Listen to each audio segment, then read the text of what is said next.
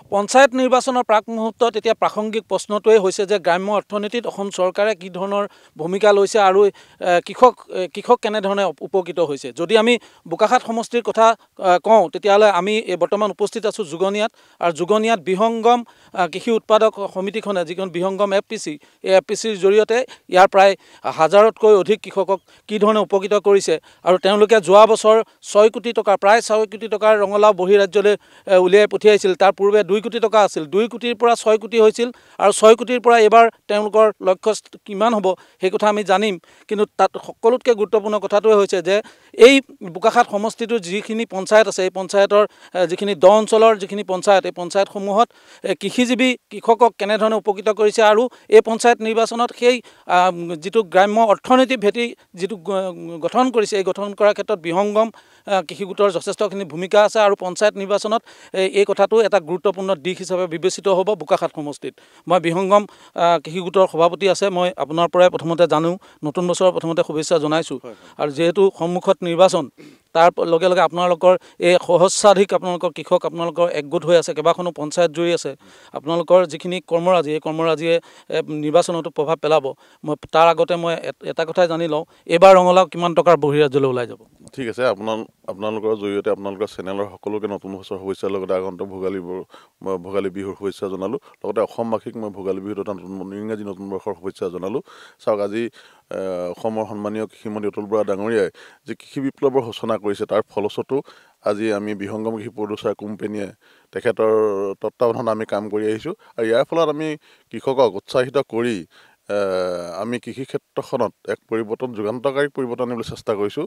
আপোনালোকে জানিছে, আগতে যিখিনি নিবনুৱা আছিলে বা যিখিনি মানুহে খেতি কৰ্ম কৰি আছিলে, তেখেতসকলে 20,000, 30,000 বা 40,000 এনেকৈ পইচা পাইছিলে বছৰেকীয়া এটা খেতি কৰি। কিন্তু যেতিয়া আমি ইয়াত আহি ৰঙালাও খেতি কৰিবলৈ উৎসাহিত কৰিলোঁ, তেতিয়াহ'লে এজন মানুহে যিজনে 20,000 পাইছিলে তেওঁ 2 লাখ টকা পালে, যিজনে 30,000 পাইছিলে তেওঁ 3 লাখ টকা পালে। এনেকৈ মোটা এটা অংকত যেতিয়া পাবলৈ ধৰিলে, এতিয়া হাজাৰ হাজাৰ পৰি থকা ভূমি বা নিবনুৱা ল'ৰা যিসকল আছিলে সকলোৱে কৃষি কৰ্মত লাগি গৈছে। ইয়াৰ দ্বাৰা যথেষ্ট উপকৃত হৈছে। অসমৰ কৃষি ক্ষেত্ৰখনত অৰ্থনৈতিক পৰিৱৰ্তনৰ সূচনা হৈছে। ইয়াৰ একমাত্ৰ কাৰণ হৈছে আমাৰ মন্ত্ৰীগৰাকীৰ কাৰণে যথেষ্ট উৎসাহ উদ্দীপনা পায় কৃষি কৰ্মত আমাৰ উঠি অহা প্ৰজন্ম বিশেষকৈ মনোনিৱেশ কৰিছে। মই ভাবোঁ ইয়াৰ দ্বাৰাই আৰু আমাৰ অৰ্থনৈতিক ক্ষেত্ৰত আজি যি আমি ৰঙালাও খেতি কৰি যি উৎপাদন কৰিছোঁ, যোৱাবাৰ আমি 6 কোটি টকা পাইছিলোঁ। এইবাৰ আমাৰ যিহে গোটেই সমষ্টিটোতে আমি এটা ধৰিছোঁ, ইয়াত বহুকেইখন পঞ্চায়ত জড়িত হৈ আছে, গোটেইখনতে আমি মিলাই ধৰিছোঁ প্ৰায় 6,000মান বিঘা ৰঙালাও খেতি হৈছে। তাৰপৰা আমি অনুমান এটা কৰিব পাৰিছোঁ প্ৰায় 12 কোটিমান টকাৰ লক্ষ্যত আমি উপনীত হ'ম, বাহিৰ ৰাজ্যলৈ বা বাহিৰ দেশলৈ আমি দিবলৈ সন্মত হ'ম। ৰঙালাওৰ লগতে আন কৃষি কৰ্ম আৰু কি? হয়, আমাৰ আলু কৰে, সৰিয়হ কৰে। এইবাৰ মাটিমাহ খুব ভাল হৈছে। এইবাৰ মাটিমাহ লক্ষ টকাৰ মাটিমাহ উৎপাদন হৈছে চৰ অঞ্চলত। এইবাৰ মাটিমাহ কিন্তু দামটো যেনেকৈ পাবলৈ হ'লে কৃষকে পোৱা নাই। এইবাৰ কিন্তু মাটিমাহ বহুত ভাল উৎপাদন হৈছে। আগতে বানপানীত দেখিছে মাটিমাহ মাৰিছিলে, এইবাৰ কিন্তু পানী নোহোৱাৰ কাৰণে মাটিমাহ বহুত ভাল হৈছে। এই যে আন্তঃগাঁথনি হৈছে বা এই যে যিখিনি এটা অৰ্থনৈতিক ভেটি এটা আপোনালোকে গঢ়ি তুলিছে, ইয়ে আগন্তুক পঞ্চায়ত নিৰ্বাচনত কেনেধৰণে প্ৰভাৱ পেলাব? নাই, পঞ্চায়ত নিৰ্বাচনত প্ৰভাৱ পেলোৱা কথাটো বেলেগ ধৰণৰ। আমি কৃষি কৰ্মৰ ক্ষেত্ৰত যিহেতু লাগি আছোঁ, ৰাজনৈতিক কথাটো বা অলপ বেলেগ। কিন্তু আমি কৃষি কৰ্মৰ দ্বাৰা মানুহখিনিক অৰ্থনৈতিকভাৱে স্বচ্ছতা আনিবৰ কাৰণে আমি লাগি আছোঁ। তো ইয়াত ৰাজনৈতিক প্ৰভাৱো নিশ্চয় পৰিব আংশিকভাৱে, কাৰণ আমি যিহেতু ৰাজনীতিৰ লগতো সক্ৰিয় বা নিষ্ক্ৰিয়ভাৱে আমি জড়িত হৈ থাকোঁ। কিন্তু এটা চাওক, আজি আমাক NRLও ইয়াৰ ক্ষেত্ৰত সহায় কৰিছে, অসম চৰকাৰেও আমাক সহায় কৰিছে, কিছু বীজ দিছে। আৰু NRLও আমাক আশ্বাস দিছে যে 5 বছৰলৈ আমি ওচৰে পাঁজৰে খেতিয়কখিনি 5 বছৰলৈ এটা পৰিকল্পনা কৰিম, আপোনালোকক কৃষকখিনি কেনেকৈ ছাপোৰ্ট দিব পাৰে, কেনেকৈ আমি সকাহ দিব পাৰোঁ, সেই ক্ষেত্ৰত অৰ্থনৈতিকভাৱে তেখেতসকলে সহায় কৰিম বুলি আমাক কথা কৈছে। মই আমাৰ লগত যিহেতু আজি আমি ইয়াত উপস্থিত হওঁতে আমাৰ লগত বোকাখাত মহকুমাৰ জ্যেষ্ঠ যিসকল সাংবাদিক তেখেতসকলো উপস্থিত আছে। মই সকলোৰে লগত কথা পতা সম্ভৱ নহ'ব পাৰে, কিন্তু মই আপোনাৰ ওচৰলৈকে আহিছোঁ। বুবুল দত্ত ডাঙৰীয়া অৱসৰপ্ৰাপ্ত শিক্ষক, এগৰাকী নিজেও কৃষক। গতিকে এই কৃষি যিটো বিপ্লৱ ইয়াত হৈছে, এই ক্ষেত্ৰত আপোনালোকে কি ধৰণে দেখিছে, কি কয়? খুব ভাল লাগিছে। ইয়াত আজিৰ তাৰিখত এজনো যুৱক বহি থকা নাই, আৰু চবেই এটা কথা অনুভৱ কৰিছে যে কাম কৰিলেহে আমি জীৱিকা নিৰ্বাহ কৰিব পাৰিম। ইয়াত আজিৰ তাৰিখত কেৱল শাক পাচলিৰ কথাই নহয়, গো পালন, মৌ পালনকে ধৰি বিভিন্ন দিশত প্ৰত্যেকজন যুৱকে আত্মনিয়োগ কৰি আছে। আপোনাক জনাবলৈ পাই ভাল পাম যে কেৱল এই অঞ্চলৰ পৰাই কৃষিৰ উপৰিও প্ৰায় 400-500 লিটাৰ গাখীৰ প্ৰতিদিনে বজাৰলৈ ওলাই যায়।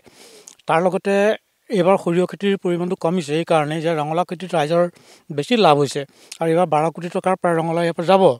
অন্যান্য গোটেই সামগ্ৰিকভাৱে মই অনুমান কৰিছোঁ যে এই কেৱল বিহংগম কৃষি উৎপাদন যিটো গোট, এই গোটৰ সামগ্ৰিক যি খেতিপথাৰ আছে তাৰ পৰা ৰঙালাওৰ বাহিৰেও প্ৰায় 20 কোটি টকাৰ সামগ্ৰী ওলাই যোৱাৰ সম্ভাৱনা আছে। মই ধন্যবাদ জনাইছোঁ। মই অসম ৰাজ্যিক সাংবাদিক সন্থাৰ সভাপতি জিতু দা আছে, জিতু কুমাৰ ৰাজখোৱা ডাঙৰীয়া, তেখেত আপোনাক সুধিছোঁ, এই যি ধৰণে এটা গ্ৰাম্য এটা ভেটি ইয়াত মানে তেওঁলোকে প্ৰতিষ্ঠা কৰিছে, অৰ্থনৈতিকভাৱে কৃষকসকল যিহেতু উপকৃত হৈছে, ইয়াৰ যিটো প্ৰভাৱ সামাজিক ক্ষেত্ৰত, ৰাজনৈতিক ক্ষেত্ৰত কেনেধৰণে পৰিব? নিশ্চিতভাৱে ইয়াৰ প্ৰভাৱ পৰিব।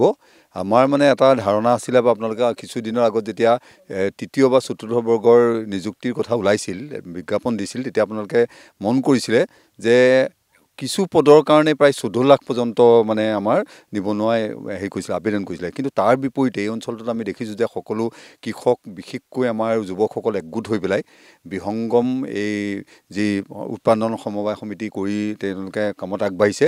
নিশ্চিতভাৱে ইয়াৰ প্ৰভাৱটো পৰিব অৰ্থনৈতিকভাৱে, আৰু বিশেষকৈ আমাৰ অসমখনেই হৈছে আচলতে আমি যদিও অৰ্থনৈতিকভাৱে কিছু পিছপৰা বুলি ক'ব পাৰোঁ, কিন্তু হ'লেও আমি কৃষি ক্ষেত্ৰত অধিক যদি মনোযোগ দিব পৰা যায় নিশ্চিতভাৱে আমি স্বাৱলম্বী হ'ব পাৰিম।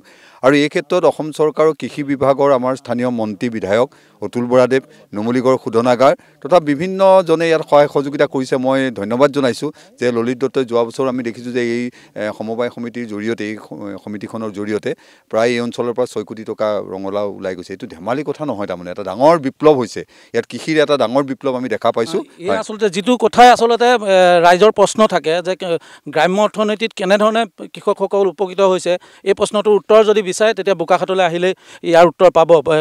প্ৰেছ ক্লাবৰ সভাপতি ভৱানন্দ কলিতা দা আছে, কি দেখিছে আপুনি চমুকৈ? মই খুব ভাল লাগিছে আজি বিশেষকৈ এই অঞ্চলটোত যে এটা কৃষিৰ বিপ্লৱ হৈছে বুলিয়ে ক'ব পাৰোঁ। আমাৰ যে বিহংগম কৃষি গোটক আৰম্ভ কৰি যিসকল কৃষকে কাম কৰি আছে, কৃষিৰ কাৰণে উৎপাদন কৰি আছে, এইটোৰ কাৰণে আমাৰ যিটো অৰ্থনৈতিক অৱস্থা বা সামাজিক অৱস্থাটো যথেষ্ট ওপৰলৈ গৈছে। আমি সাধাৰণতে আমাৰ অসমীয়া মানুহে খেতি কম কৰে, মিয়া মানুহে ইফালে খেতি কৰে বুলি কয়, কিন্তু আজি এইটো দেখা গৈছে যে আমাৰ মানুহেও খেতি কৰে। মই নেদেখিলে এইটো বিশ্বাসেই কৰিব পৰা নাছিলোঁ আচলতে। আৰু মই ভাবোঁ যে কাজিৰঙা ৰাষ্ট্ৰীয় উদ্যান আমাৰ কাষতে আছে, ভৱিষ্যতে এইটো এটা এগ্ৰ' টুৰিজিমৰ সম্ভাৱনা ইয়াত মই দেখা পাইছোঁ, আৰু অৰ্থনৈতিকভাৱে সকলোৱে সবল হ'ব, মই ভাল পাইছোঁ। আৰু আমাৰ বোকাখাতৰ বিধায়কগৰাকী যিহেতুকে কৃষিমন্ত্ৰীৰ দায়িত্বত আছে, তেখেতসকলৰ প্ৰচেষ্টাত বা ইয়াৰ ৰাইজৰ প্ৰচেষ্টাত আজি খুব ভাল লাগিছে। বিভিন্ন ঠাইত ৰঙালাও উৎপাদন হৈছে এই অঞ্চলটোৰ পৰাই, অন্ততঃ বোকাখাত সমজিলাৰ পৰা, যে এই অঞ্চলটোৰ পৰা যাতে ৰঙালাওৰ পৰা যাতে বাহিৰলৈ ৰপ্তানি কৰিছে, এইটো আমাৰ কাৰণে অতি সুখৰ কথা। মই ধন্যবাদ জনাইছোঁ আৰু দীঘলীয়া নকৰোঁ। যিহেতু পঞ্চায়ত নিৰ্বাচনৰ পূৰ্বে আমি যিহেতু ক্ষেত্ৰভিত্তিক যি অধ্যয়ন কৰিছোঁ, এই অধ্যয়নত আমি এটা কথাই দেখিছোঁ যে আগতকৈ, পূৰ্বৰ সময়তকৈ এতিয়াৰ সময়ত যথেষ্ট সংখ্যক কৃষক ওলাই আহিছে, আৰু কৃষকসকলে নিজৰ নিজৰ গাঁও অঞ্চলত যথেষ্ট পৰিমাণৰ খেতি পথাৰ কৰি তেওঁলোকে অৰ্থনৈতিকভাৱে সবল হৈছে। আৰু এই আগন্তুক যি নিৰ্বাচন আছে, নিৰ্বাচনতো ইয়ে এক শ্লোগান হ'ব পাৰে, আৰু তাকে লৈ এই শাসকীয় পক্ষই হয়তো আগবাঢ়ি যাব।